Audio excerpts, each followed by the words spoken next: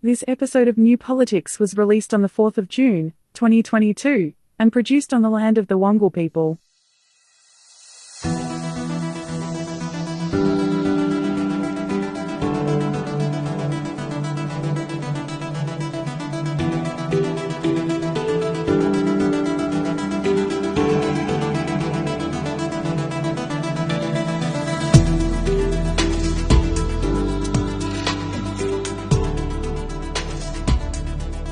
Welcome to New Politics. In this episode, the final call of the seats from the 2022 federal election, a new Labor cabinet, and a new Liberal Party leadership team, but it looks very similar to the old leadership team. I'm Eddie Djokovic, editor of New Politics.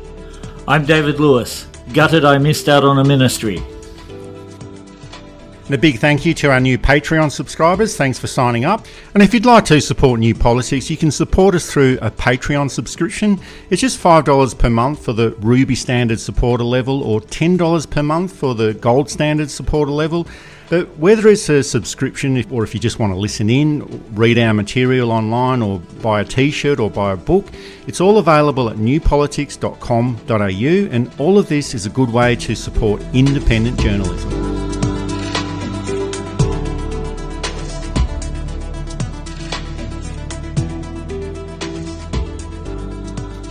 The final seat assessments are in from the Australian Electoral Commission, and Labor has won 77 seats from the recent federal election, and that means that they have a majority on the floor of Parliament and can now govern in their own right without having to rely on the crossbench to pass legislation. They were waiting on two final seats, the Melbourne seat of Macnamara, where there was a close three-way contest between Labor, the Liberal Party and the Australian Greens, and the New South Wales seat of Gilmore, where the sitting Labor member, Fiona Phillips, she won the seat narrowly against the Liberal Party candidate, Andrew Constance. The Federal Labor caucus met for the first time as a government since 2013, and the main message Prime Minister Anthony Albanese pushed forward was not to waste any time in government and be focused on the task ahead. And that to me seemed to be a reference to the divisions that occurred during the Rudd-Gillard years. It's hard to win government from opposition, and Labor learnt the hard way that being in government cannot be taken for granted. So it's taken 9 years, but Labor is finally back into government. It's not an inexperienced cabinet. A lot of them have been around for a long time, and a lot of them are national figures. Penny Wong from South Australia is a nationally known figure. Tanya Plibersek from New South Wales is a nationally known figure. Mark Dreyfus was an outstanding shadow Attorney General. So one of the things that the opposition can't really say is that they lack experience or gravitas, which hasn't been an unreasonable call in the past. I think when Whitlam government was elected in 1972, there were very few had been around in 1948 and 49 and had been ministers. And it was the same in 83. The amazing thing was that the Whitlam 72 cabinet and the Hawke 83 cabinet was some of the very best cabinets that we'd ever had. I think the Albanese cabinet has the potential, and I don't want to speak too soon because things can and do go wrong, but they have the potential to be one of the very best opening cabinets of any government. Well, there's quite a few members of the Labor caucus who were in the previous Labor government that ended in 2013, and that includes Anthony Albanese, Tanya Plibersek, Penny Wong, Mark Dreyfus, Tony Burke, Bill Shorten, Mark Butler, Brendan O'Connor, Jason Clare, Julie Collins, and there's a few others as well. So you'd hope that they'd have memories of what happened back in 2013 and that idea that you should never give away government so easily, and that has to exist there as a permanent reminder. But it's hard to see Albanese making the same mistakes that occurred at that time. And you mentioned this before, you can never tell what kind of issues can develop in the future, but Labor should be prepared for a reasonably lengthy period in office. Historically, Labor has been in office throughout Federation for only 30% of all of that time, but it should be able to add to that for at least 3 years anyway. Paul Keating said that they always give you a second go. Scott Morrison bucked that trend. We spoke about that last podcast. But I think too, with the number of seats that the Liberal Party have to gain, it's at least a two-term rebuild for them, historically speaking. Of course, we can look at Queensland, where the Newman government had a record majority and were wiped out the next election. But Anthony Albanese is not Campbell Newman. and federal government is not state government, and there's a whole range of other things that perhaps suggest, and we'll be looking at some of these other things later this podcast, perhaps suggest that Labor can plan for at least 2 terms and possibly a third. That's getting a little bit on the cocky side, 3 terms, but you can certainly put in 6-year plans by now, and that's good governance. What's going to damage, of course, is what damages every government: scandal. You have to hope that your new ministers and new members aren't so arrogant that they undermine the government through poor behaviour, through pushing the rules, underhanded deals, corruption, etc., etc.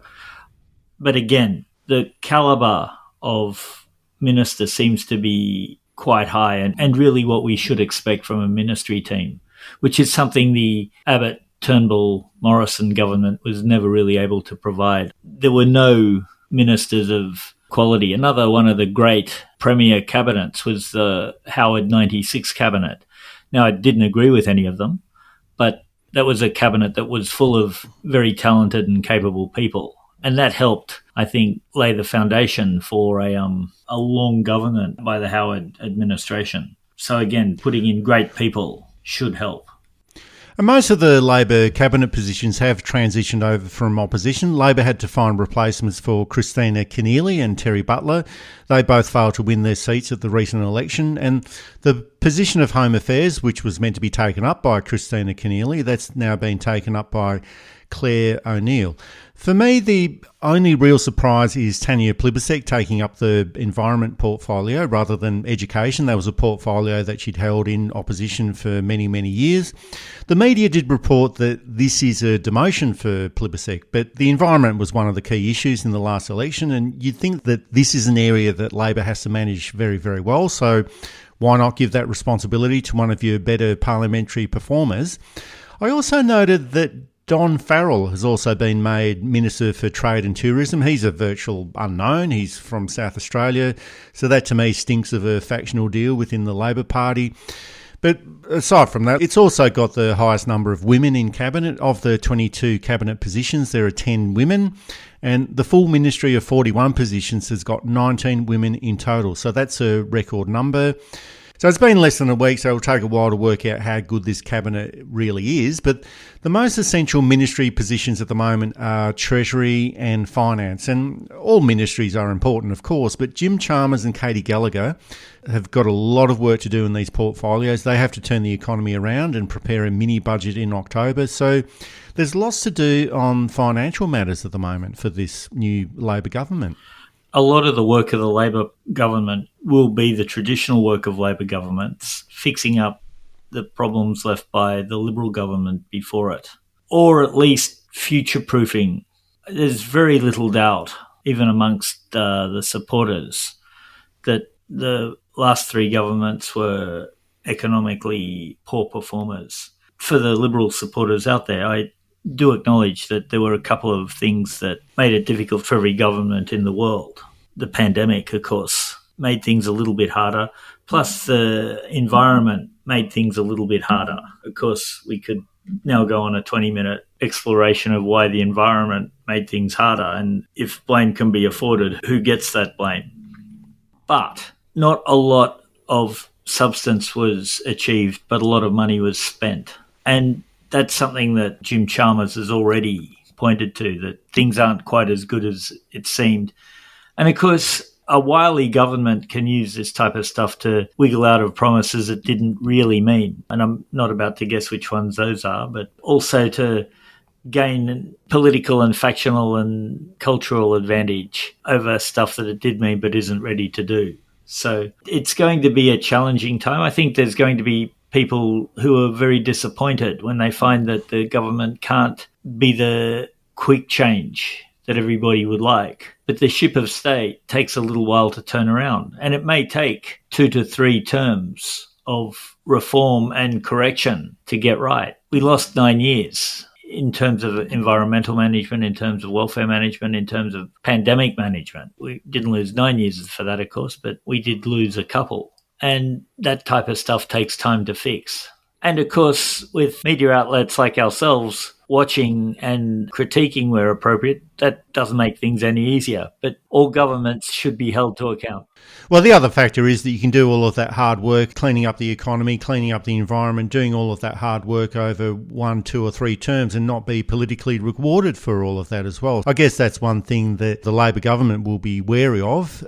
But I guess there's a lot of projects and a lot of tasks that they have to embark at the moment. And they do have to do a lot of work to turn the economy around. They do have to do a lot of work to turn the environment around. And there's a whole range of other issues, as we've explained so many times before, that have been pretty much neglected over the past 9 years. But this is the opportunity to rectify a lot of those problems and provide for a better future. There's a sense in which it's a thankless task. As I said, all we can do is what we've always done, applaud the good stuff and point out the bad stuff in the hope that people notice it and try and fix it. The Arts Minister, Tony Burke, he has declared that the era of neglect and contempt for the arts and creative industries is over, and he's looking forward to deliver a better future for Australia's creative sector.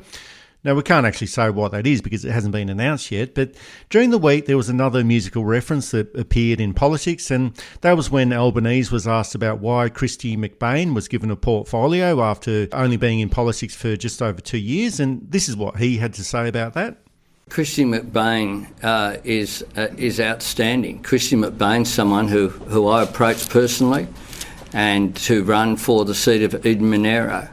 If we hadn't have won that seat of Eden Monaro, politics might have been a bit different.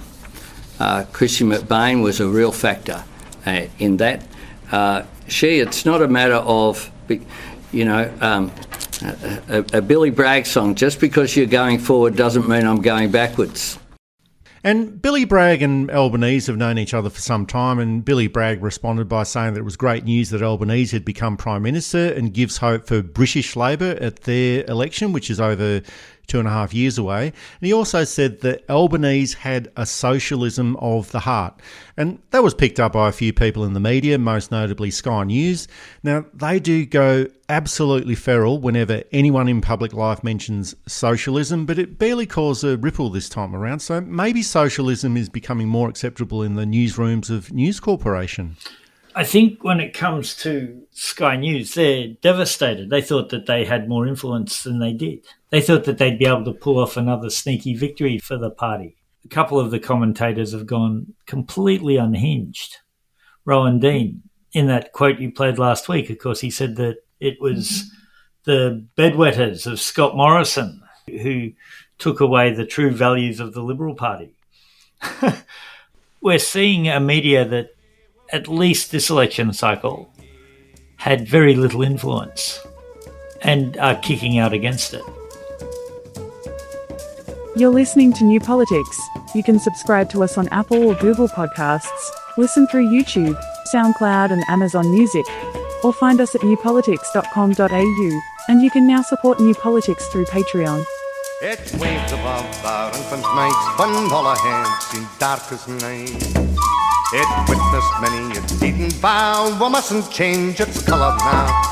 Raise the scarlet standard high, beneath its foes we'll live and die. Don't cowards flinch and traitors sneer, we'll keep the red flag flying here. It well recalls the triumphs past, it gives the hope of peace at last. The banner bright, the symbol plain of human rights and human gain. Raise the scarlet standard high, beneath its foes we'll never die. No cowards flinch and traitors sneer. The Liberal Party has new leadership, and Peter Dutton has been appointed as the leader of the Liberal Party, and Susan Lee is the deputy leader. The job of the leader just after a massive election loss is one of the most difficult in politics. Labor had to rebuild itself in 2013 under Bill Shorten, and the Liberal Party had to rebuild itself in 2007 under Brendan Nelson, and there's always a chance that the Liberal Party can return to office in the near future. But you have a look at them and you've got to say that it's going to take a long, long time for this to happen. Peter Dutton doesn't seem to have the intellectual firepower to lead the party back into office. Susan Lee is a nondescript leader who seemed quite disinterested during the last term of Parliament. And there doesn't seem to be anyone waiting in the wings for the Liberal Party. The Liberal Party always wants to make that connection and a continuation of the Howard years, but that ended 15 years ago. And Peter Dutton also wants to continue with the division and the culture wars of the Abbott and Morrison era. But it really is time for the Liberal Party to start afresh and modernise the party and make it more relevant to today's world. One thing they didn't notice about the Howard government is that it stepped away from the whole Menzies infrastructure while still trying to suggest Menzies was in there and that Menzies would have approved. Menzies, of course, had stopped being Prime Minister in 1966 and the government eventually lost office in 1972 to the Whitlam government. And Fraser was successfully able to suggest Menzies, partly because Fraser had a very similar philosophy to Menzies. But also, for a lot of voters, Menzies was still within living memory. It's getting harder to evoke the spirit of Bob Menzies, as there's not so many people alive who can remember him 60 years ago, just about. And that means that the youngest voters will be 78, and then you'll get people under that who remember, but how many kids were engaged then? There were some, and I'm not going to, if you're a 70-year-old who remembers chanting against Bob Menzies, I'm not saying you didn't do that or that you can't remember.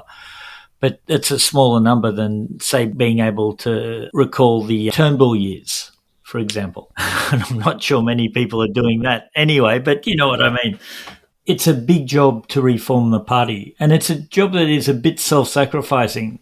It's not often that the people who do the hard work of reforming the party get through to office. Usually they have to lose that election, but all the work's been done and the next electoral cycle is taken up with the new and improved party going through with a different leader. And that's horrible and unfair, but welcome to life. Life is horrible and unfair sometimes. I don't know what they're going to do. Peter Credlin on Sky, I saw a clip of it. It was reported as that she said that the trouble was that the Liberal Party should be more right-wing, when in fact what she said was a little bit more nuanced than that. And I'm not a fan of Peter Credlin, don't get me wrong, but I do think it's fair to report exactly what they argue. What she said was the Liberal Party has to make a choice. Either it's a moderate party or it goes further to the right. That what she saw as the compromise, which ended with Morrison, didn't work. And I think that's actually not unreasonable. I don't think going hard right works, given how it was the independents and the moderate independents who did remarkably well, whereas the hard right parties were pretty much wiped out. But I don't think Peter Credlin would ever say that she'd want to see things become more moderate.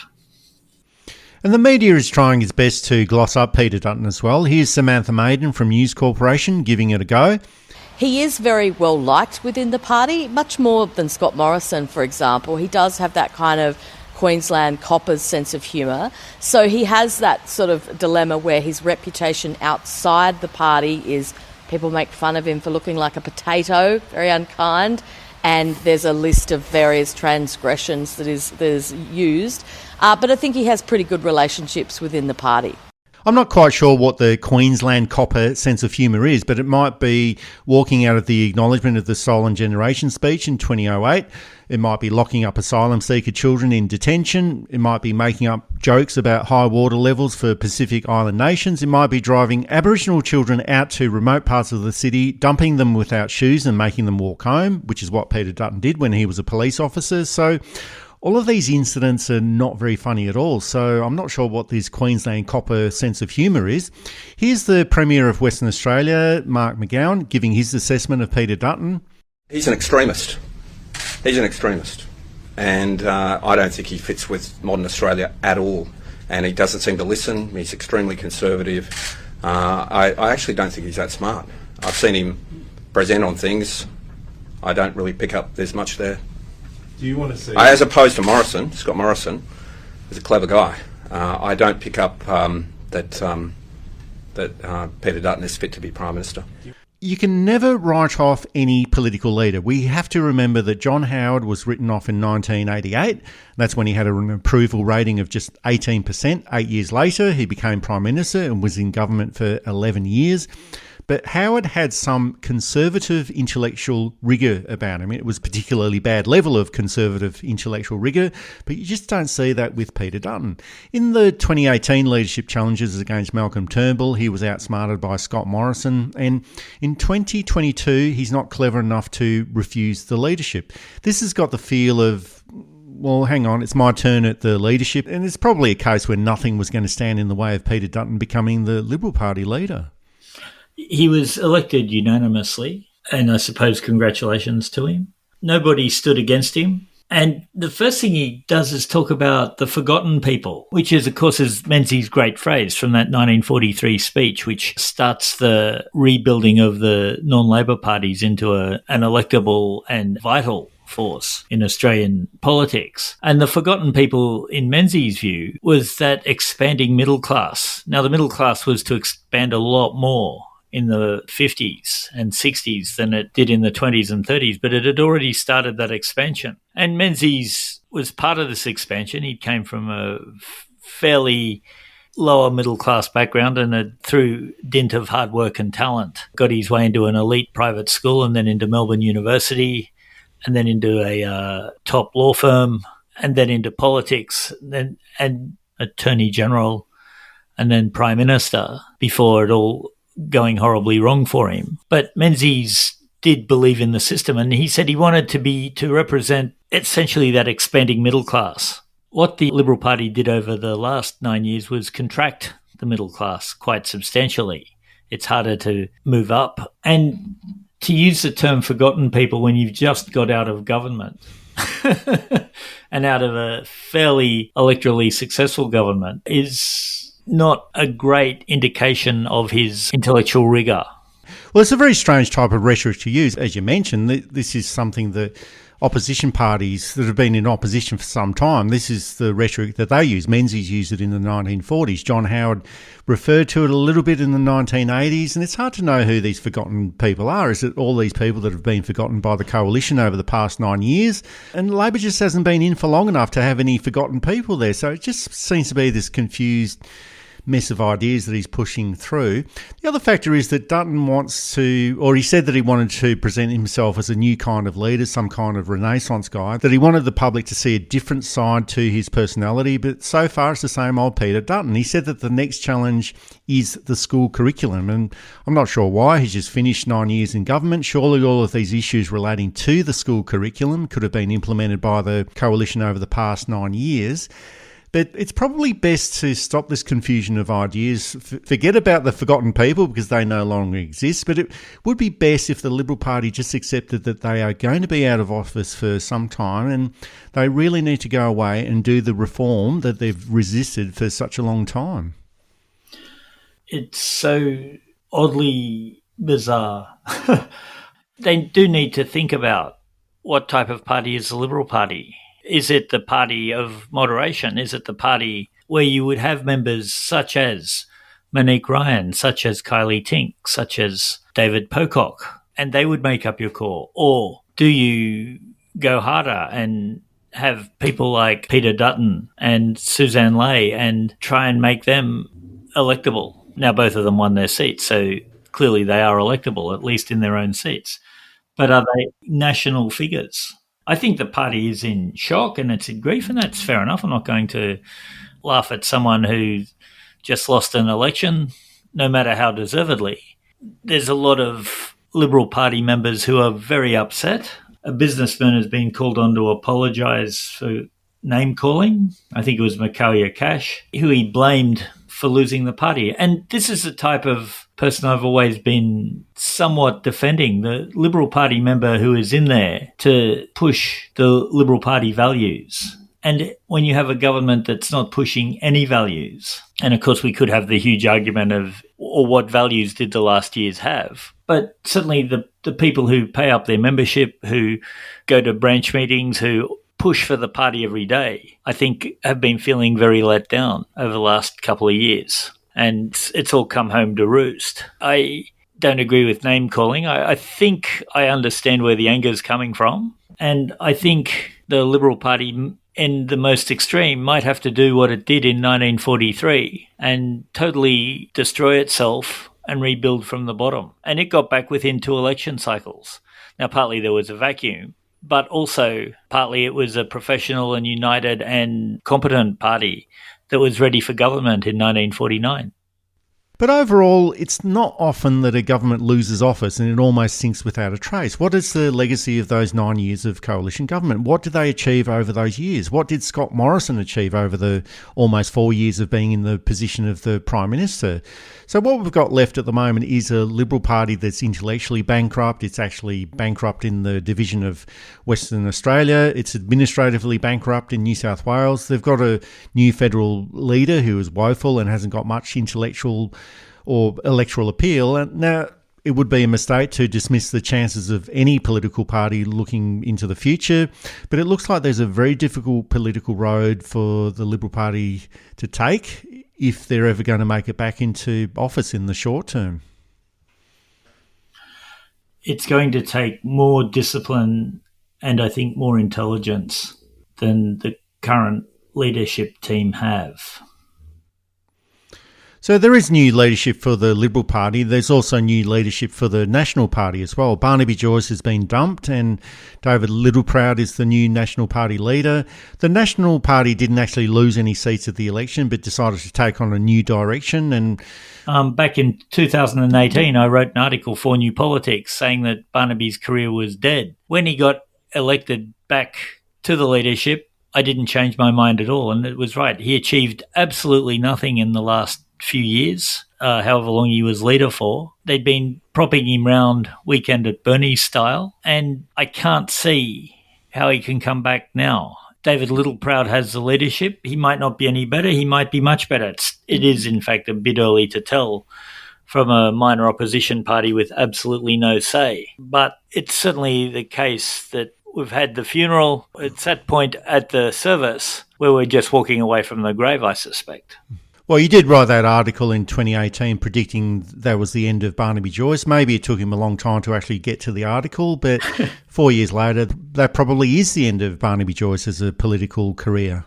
The corpse twitched for another few years. Nobody should have been surprised. The only surprise really is why did he run for it? I suppose the National Party didn't lose a seat. He claimed that they'd gained a couple, but that was wrong. But they didn't lose any, which was, again, a pretty remarkable effort. They're no longer part of the coalition. What a lot of people don't understand is that the coalition doesn't hold while the parties are in opposition. They're separate parties because there's no point in voting in a bloc in opposition, particularly when your votes have no say. The parties will still work closely together, no doubt, but it'll be interesting to see what the Littleproud years do. You're listening to New Politics. You can subscribe to us on Apple or Google Podcasts, listen through YouTube, SoundCloud and Amazon Music, or find us at newpolitics.com.au. And you can now support New Politics through Patreon. Everybody says, say something, say something, say something, say something, say something, say something. I don't wanna get caught up in the rhythm of it. But I can't help myself, no, I can't help myself, no, no. Caught up in the middle of it, no, I can't help myself, no, I can't help myself, no, no, no. Caught up in the rhythm of it, maybe I'm looking for something I can't have. Maybe I'm looking for something I can't have. Everyone knows all about my transgression. Still in my heart somewhere. And just looking at some of the early actions of the new Labor government, Australia's Foreign Minister, Penny Wong, she's made a few lightning visits to the countries in the Pacific region. As a result, Fiji has shelved plans for future cooperation with the Chinese government, as have 10 other Pacific nations. And that's not to suggest that these issues have been fully resolved now, but all it took was for some high-level negotiations and some interest from the Australian government. And it's never easy with these negotiations, but it seems that the previous coalition government was negligent on foreign affairs, and you're left wondering, well, what exactly was Maurice Payne doing as Foreign Affairs Minister during all of that time? There were those trade disputes between Australia and China, and Australia suffered massive drops in export revenues in key sectors and two-way trade with China. We had the fiasco with the cancelled French submarines deal, and then there was the issues with the Solomon Islands as well. And foreign affairs, to me, that was indicative of so many of the previous government's failings. Relationships with other countries can be repaired, but it seemed that Morrison either didn't care, was doing his best to damage the relationships with key trading partners and allies. And it shouldn't have got to this stage, but it did. And it might take a little while to clean up the mess left behind by the coalition. Within a week, Penny Wong had already made a mark. And I would argue she's done more than the last 3 or 4 foreign ministers. The Liberal government was trying to wheedle its way back into Europe or back into America and align itself with Trump. And I think a lot of Maurice Payne's duties were for that. Meanwhile, China gets into the Solomon Islands. Now, once a capable and intelligent foreign minister gets through, China realises it's overstepped its mark, it's tried to do things too quickly, and that the normal rules are back on the table so that it can't sort of promise things that it can't deliver because Australia will be watching. And there's no sense of all of this that there's going to be war. This is normal, everyday foreign affairs. This happens all the time. Countries assert their rights, other countries try and assert back or step back, whatever's in their best interests. The fact that we have a very good foreign minister leaves me with maybe just a little bit of hope. And hopefully she hasn't fiddled her travel allowances, and I'm pretty sure she hasn't. Hello, staff from Penny's office who listen, I'm joking. It is remarkable what competence can bring to a government. A few listeners have asked about the music that we use in each episode, and we do have a Spotify list. Search for New Politics Podcast Music in Spotify, and there's also a song list for each episode at newpolitics.com.au. That's it for this episode of New Politics. Thanks for listening in. If you'd like to support our style of journalism and commentary, please make a donation at our website at newpolitics.com.au. We don't beg, plead, beseech or gaslight you about journalism coming to an end. We just keep it very simple. If you like what we do, please send some support our way. It keeps our commitment to independent journalism ticking along. I'm Eddie Djokovic. Thanks for listening in, and it's goodbye to our listeners. I'm David Lewis. We'll see you next time.